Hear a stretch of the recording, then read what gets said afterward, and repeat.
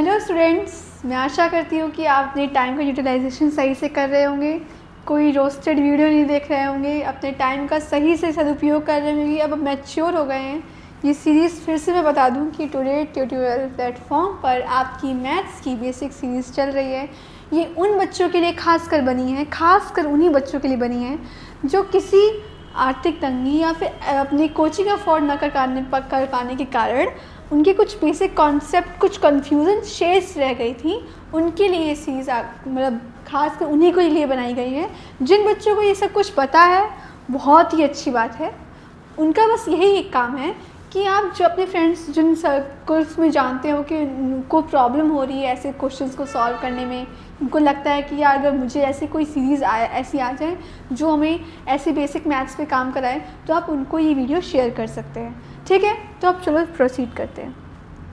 देखिए, पिछले सेशन में हमने मल्टीप्लिकेशन सीखा था, मतलब जो आपके इंटीजर्स में मल्टीप्लिकेशन ऑपरेशन कैसा करते हैं, उनकी जो क्लोजर लॉ है, एसोसिएटिव लॉ है और कम्यूटेटिव लॉ है, आपका जो मल्टीप्लिकेटिव आइडेंटिटी है, डिस्ट्रीब्यूटिव, ऑल थिंग्स हमने एग्जाम्पल्स के थ्रू, एक दो एग्जाम्पल्स के थ्रू चीज़ों को सीखा था। आज जो हम करने वाले हैं वो हम डिवीज़न देखने वाले हैं। क्या देखने वाले हैं? डिवीज़न। डिवीज़न से मेरा मतलब ये है, डिवाइड करना तो आप सब जानते हो, है ना। बट मैंने अक्सर बच्चों को देखा है कि बच्चे डिवाइड तो कर लेते हैं, बट यार नेगेटिव पॉजिटिव का जो एक मिस्टेक रह जाता है वो हमारे आंसर को इम्पैक्ट करता है। यही मैं आपकी चीज़ों को बताने आई हूँ। और मैं आपको ये बताऊँगी कि जो ये क्लोजर लॉ है और आपका कम्यूटेटिव लॉ है, आपका जो एसोसिएटिव लॉ है, वो अनफॉर्चुनेटली आपके इंटीजर्स के लिए सेटिस्फाई नहीं करता। क्यों नहीं करता, वो भी हम इसमें डील करेंगे। ठीक है, तो चलो शुरू करते हैं। डिवीज़न क्या हम देखने वाले, कौन सा ऑपरेशन देखने वाले हैं हम? डिवीज़न, मतलब भाग करना। ठीक है मैम, डिवीज़न हमें आता है। आप बस हमें ये बता दो कि जो साइन का खेल चलता है ना, कि आपका जो बेसिकली आप जब डिवाइड करते हो चीज़ों को, तो आप आंसर में क्या लिखते हो? क्वेश्चन ही तो लिखते हो ना। कि मैंने बोला कि आपका कुछ ऐसा लिखा है, ठीक है, इसका आंसर क्या होगा? इसका आंसर आप जो भी लिखोगे वो क्वेश्चन ही लिखोगे ना, मतलब ये लिखोगे, ये आपका क्या है? क्वेश्चन है, या फिर ज़ीरो। तो आपका यहाँ पे क्या लिख रहे हो? आप आंसर में क्या लिख रहे हो? क्वेश्चन ही लिख रहे हो। तो यहाँ पर बेसिकली बच्चों को प्रॉब्लम आती है क्वेश्चन के साइन को एज्यूम करने में, कि यहाँ पे आपका क्वेश्चन क्या कि पॉजिटिव होगा या नेगेटिव होगा। जब आपके यहाँ पे साइन के साथ कुछ अदला पतली होती है, यानी कि मेरा मतलब ये है कि कभी ये पॉजिटिव हो जाते हैं, कभी ये नेगेटिव हो जाते हैं, तो आपका क्वेश्चन में किस तरीके से आपका आंसर आएगा, हम बेसिकली उसको डील करने वाले हैं। ठीक है, अब चलो शुरू करते हैं। इसी कन्फ्यूज़न को हम मिटाने के लिए आए हैं। उसी कन्फ्यूज़न को हम पहले डील करेंगे, उसके बाद हम देखेंगे कि क्लोजर लॉ और आपका एसोसिएटिव लॉ, आपका ये जो कम्यूटेटिव लॉ क्यों नहीं सेटिस्फाई करता है। उसके बाद अपने लेक्चर को एंड करेंगे। ठीक है, अब देखो, पहले हम एग्जाम्पल के थ्रू समझते हैं। ठीक है, मैं आपको एग्जाम्पल्स के थ्रू इससे समझाती हूँ कि रूल्स तो लिखे हैं आपके पास, बट प्रॉब्लम पता है क्या आती है कि आप रूल्स को समझना बेसिकली बहुत ज़रूरी है। तो देखो, मैंने ये बात तो आप जानते हो, इसका आंसर तो आपने अभी देखा ही। तो अब आप यहाँ पे इंटीजर से डील कर रहे हो, तो यहाँ पे आप साफ साफ कह सकते हो कि ये तो +6 है, +2 है, तो जो आपका क्वेश्चन होगा वो +3 आएगा। ये बात तो पता है। अब देखो, अब होगा क्या? इनमें से, इन दोनों में से कोई एक भी अगर नेगेटिव है, तो आपका क्वेश्चन आपका नेगेटिव आएगा। ठीक है, यहाँ पे जो आपका यहाँ पे आपका डिवाइज़र है और आपका डिवाइडेंड है, इनमें से या तो डिवाइज़र या डिवाइडेंड, इनमें से कोई भी अगर आपका नेगेटिव नंबर होता है, कोई भी नेगेटिव इंटीजर आता है, तो जो आपका क्वेश्चन होगा वो क्या होगा? नेगेटिव आएगा। क्या होगा? नेगेटिव आएगा। ये बात तो एकदम समझ में आ रही है आपको। अब यहाँ पे हम चलो यहाँ देखते हैं क्वेश्चंस को। मैंने कहा -6, को मैं डिवाइड कर रही हूँ +2 से, तो आपका जो आंसर होगा वो क्या होगा, -3। क्या होगा, -3। ठीक है, मैंने फिर से कहा आपके अंश या हर में कोई एक, दोनों नहीं, कोई एक, अगर इनमें से कोई एक आपका नेगेटिव इंटीजर है तो जो आपका कोशेंट होगा वो क्या होगा, नेगेटिव होगा। क्या होगा, नेगेटिव होगा। ठीक है, ऐसा केस भी हो सकता है या फिर ऐसा केस भी हो सकता है। ठीक है, या तो पॉजिटिव ऊपर हो या नेगेटिव हो, लेकिन जो आंसर होगा वो क्या होगा, नेगेटिव होगा। दोनों ही केसेस में। ठीक है, ये समझ रहे हो। अब देखो, ये आप एग्जाम्पल के थ्रू आई थिंक से आप समझ रहे हो। अब क्या हो जब दोनों के पास, यहाँ पे देखो सेम साइन है दोनों के पास, तो यहाँ पे आंसर जो भी आ रहा है आपके यहाँ पे वो 3 तो आ रहा है नॉर्मली, बट इन दोनों के पास जो सेम है वही साइन डोमिनेट कर रहा है। एक सेकेंड, यहाँ पे देखो सेम साइन। ठीक है, यहाँ पे वो रूल अप्लाई मत करना, रुको भी हम समझाते हैं आपको।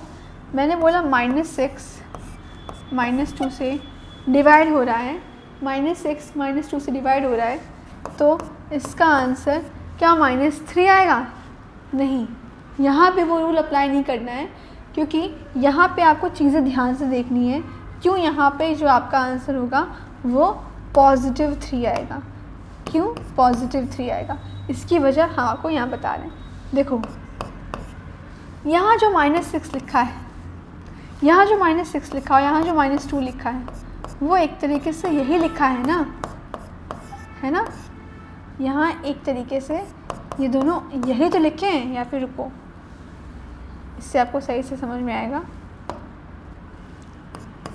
-1 +6 और -1 +2, ये दूसरे तरीके से मैं देखूँ तो यही लिखा है। और हमने डिवाइड में क्या पढ़ा है, कोई भी दो नॉन ज़ीरो नंबर अगर अंश हर में यानी कि न्यूमरेटर और डिनोमिनेटर में सेम आ रहे हैं तो वो दोनों क्या होंगे, कट जाएंगे।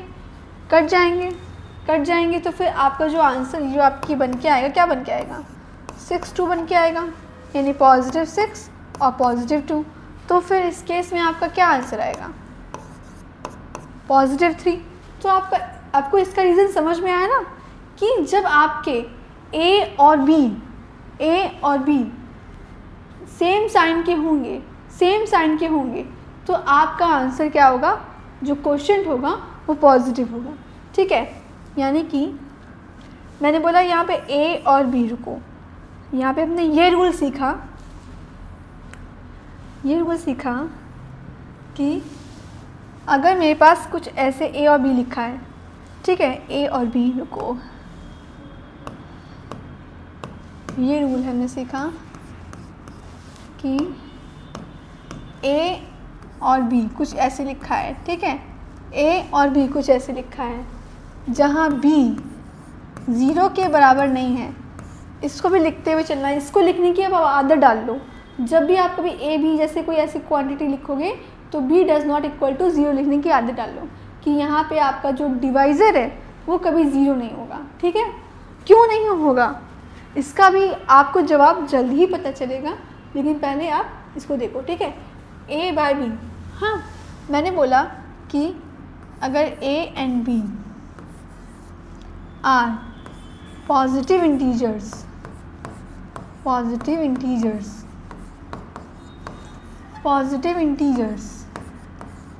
देन क्वोशिएंट जो भी होगा आपका quotient is also positive integer.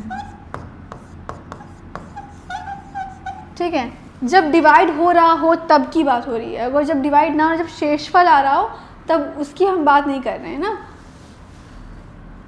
दूसरा रूल ये कहता है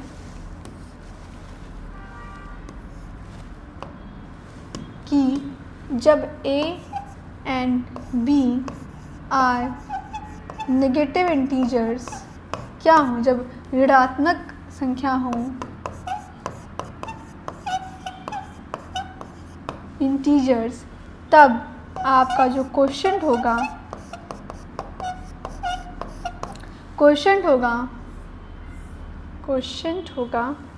इज पॉजिटिव, इज ऑल्सो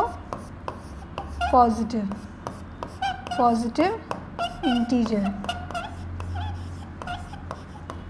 ठीक है। और अगर नेक्स्ट रूल ये कहता है, अगर a b have different sign, a and b are different, यानी कि अगर ए पॉजिटिव है या बी नेगेटिव है या बी पॉजिटिव या ए नेगेटिव है, तब इन दोनों ही केसेस में आपका जो क्वेश्चन आएगा वो क्या आएगा? नेगेटिव आएगा। क्या आएगा? नेगेटिव। ठीक है। मैं इसे आपको सरल भाषा में समझाने की कोशिश कर रही हूँ ताकि आप चीज़ों को समझ सको। ए बी, ठीक है, लिखा है मैंने, बोला if a and b have different sign से मेरे कहने का मतलब ये है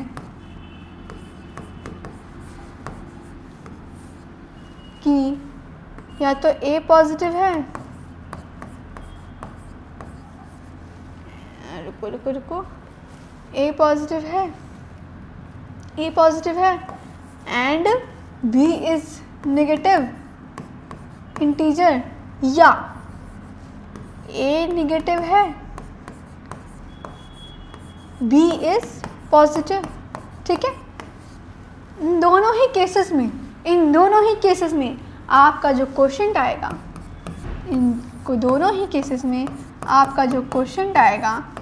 इज नेगेटिव इंटीजर।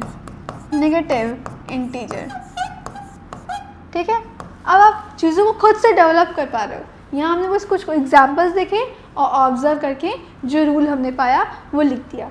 ठीक है। आई होप आप चीज़ों को अब समझ पा रहे हो। अब आपको मुझे कमेंट बॉक्स में इन दोनों का होमवर्क विथ साइन करके लिखना है कि मैं देख पा रही हूँ कि आप चीज़ों को समझ पा रहे हो या नहीं। ठीक है। होमवर्क आपका ये है, मुझे इनका आंसर बताना।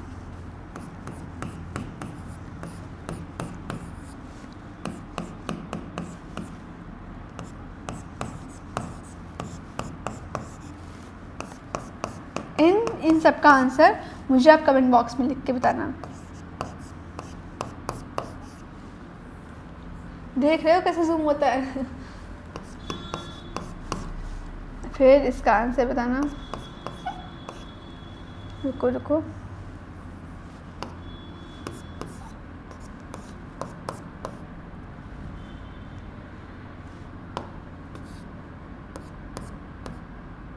ये क्या हो रहा है? रुको, हाँ मैंने बोला ये, अब सही है। चलो ठीक है। मैंने बोला मुझे इसका आंसर आप मुझे कमेंट बॉक्स में दोगे, फिर मैं पहचान पाऊँगी कि आपको साइन को लेके जो कन्फ्यूज़न होता है वो दूर हुआ है या नहीं। ठीक है। इन सब का आंसर आप मुझे कमेंट बॉक्स में दोगे। ठीक है। ये आपका होमवर्क है। अब हम देखने वाले हैं ये जो आपके क्लोजर लॉ, एसोसिएटिव लॉ, जो कम्यूटेटिव लॉ क्यों आपके इंटीजर्स में सेटिस्फाई नहीं करते। मेरा कहने का मतलब ये है कि मैं कोई भी दो इंटीजर ले लूँ, क्या मैं ये क्लोजर लॉ सेटिस्फाई करेगा कि नहीं? क्लोजर लॉ आप जानते हो, है ना। हम यहाँ पे शॉर्ट वे में बात कर रहे हैं क्योंकि हमें पता है कि ये सेटिस्फाई नहीं करता है। क्लोजर की बात करते हैं। ठीक है। मैंने ले लिया कोई भी दो इंटीजर, मैंने ले लिया a -3, b ले लिया 2, तो ये a b जो होगा -3 2, इसका आंसर क्या आएगा? आप पता है -1.5 दे हैव डिफरेंट साइन, तो नेगेटिव आ गया। ठीक है। अब देखो -1.5, क्या 1.5 आपका इंटीजर है? नहीं है। मैंने यहाँ बोला मैं सबके लिए बात करूँगा। इफ़ एनी हम कोई भी दो, यहाँ पे देखो -4 एंड 2 की बात नहीं कर रही, मुझे पता है -4 को 2 से डिवाइड करूँगी तो -2 एक इंटीजर आ रहा है, बट यहाँ मैं सभी की बात कर रही हूँ, सभी के लिए अगर सेटिस्फाई करे तभी मैं बोलूँगी क्लोजर लॉ उस गिवन ऑपरेशन के लिए, उस गिवन सिस्टम इंटीजर्स के लिए सेटिस्फाई है। क्योंकि यहाँ पर आप देख सकते हो सेटिस्फाई नहीं है, तो यहाँ डिवीज़न में आपका इंटीजर्स के लिए क्लोजर लॉ सेटिस्फाई नहीं है। और पता है आपको, जब क्लोजर लॉ सेटिस्फाई नहीं होता तो एसोसिएटिव लॉ और कम्यूटेटिव लॉ की बात करने की ज़रूरत ही नहीं होती। ठीक है, समझ रहे हो? क्योंकि ये जो क्लोजर लॉ, एसोसिएटिव लॉ और जो कम्यूटेटिव लॉ एक दूसरे से जो एसोसिएटिव लॉ जुड़े रहते हैं ना आपस में, क्योंकि आप ब्रैकेट्स में जब पहले डिवाइड करोगे फिर उसके बाद डिवाइड करोगे तो आपको जब ऐसी कोई क्वांटिटी मिल जाएगी तो आप ये कैसे प्रेडिक्ट कर सकते हो कि आपको जो सामने वाला मिलेगा इंटीजर ही मिलेगा? क्योंकि जब आपको ब्रैकेट वाला ही नंबर आपका क्या है, वो क्या बोलते हैं, इंटीजर नहीं है, तो फिर आपको आंसर कैसे इंटीजर मिलेगा, है ना? तो समझ रहे हो, क्लोजर लॉ सेटिस्फाई नहीं है, एसोसिएटिव लॉ भी सेटिस्फाई नहीं है। आप ये होमवर्क में ट्राई कर सकते हो कि अगर मैं यहाँ पे आपको होमवर्क दूँ कि मैंने दिया आपका नंबर कोई -1, -2 एंड 3, ठीक है। -1 को अगर मैं डिवाइड 2 से करूँ, ठीक है, ये हो गया और ये हो गया -1, -2 और डिवाइड -3। एसोसिएटिव लॉ तो लगाना आपको आता है ना, तो यहाँ आप पाओगे कि इन दोनों का आंसर आएगा। अगर सेम नहीं आएगा वो तो अलग ही बात है, क्योंकि दोनों का आंसर इंटीजर ही नहीं आएगा। इंटीजर हमें चाहिए ना, इंटीजर अगर आता है तो यहाँ पर अच्छी बात है, क्लोजर लॉ सेटिस्फाई है, बट यहाँ पे नहीं आ रहा है तो अब कम्यूटेटिव लॉ तो और सेटिस्फाई नहीं करता है। मुझे बताओ कि देखो, मैं वो ब्रीफली बता रही हूँ चीज़ों को, क्योंकि हम इस पर ज़्यादा टाइम वेस्ट ना करें, क्योंकि हमें पता है कि अगर नहीं सेटिस्फाई हो रही है तो अगर मैं बोलूँ यहाँ A1 है, B यहाँ पर 2 है, ठीक है।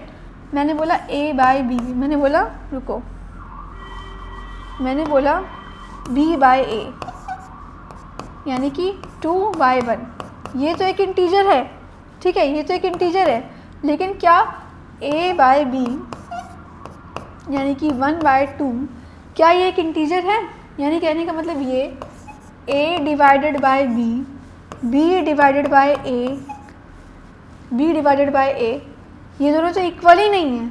इक्वल यहाँ पे इंटीजर आ नहीं रहे, वो तो लगे दोनों इक्वल ही नहीं है। तो यहाँ पे आप कह सकते हो, यानी कि मेरा मतलब देखो, यहाँ पे A डिवाइडेड बाय B कितना आया 1/2, और यहाँ B डिवाइडेड बाय A कितना आया 2 आया। इक्वल ही नहीं है, इक्वल ही नहीं है। तो यहाँ पे आप कह सकते हो कि यहाँ इंटीजर्स के लिए आपका जो गिवन डिवीज़न ऑपरेशन है वो ना क्लोजर लॉ सेटिस्फाई कर रहा है, वो ना एसोसिएटिव लॉ सेटिस्फाई कर रहा है, ना वो कम्यूटेटिव लॉ सेटिस्फाई कर रहा है। ये ध्यान देते हुए कि आपका जो B है या आपका जो डिवाइज़र है वो ज़ीरो नहीं होगा, ठीक है, ज़ीरो नहीं होगा। आई होप आपको डिवीज़न भी समझ में आया है। आप मुझे कमेंट बॉक्स में आंसर भी दोगे। ऐसे ही चीज़ों को समझना है, सीखना है, एंजॉय करना है, बर्डन नहीं लेना, टेंशन नहीं लेना, एकदम हमारे साथ बने रहना है इसी पेशेंस के साथ। मिलते हैं नेक्स्ट वीडियो में नई आशा के साथ, नई जोश के साथ, ठीक है। Thank you.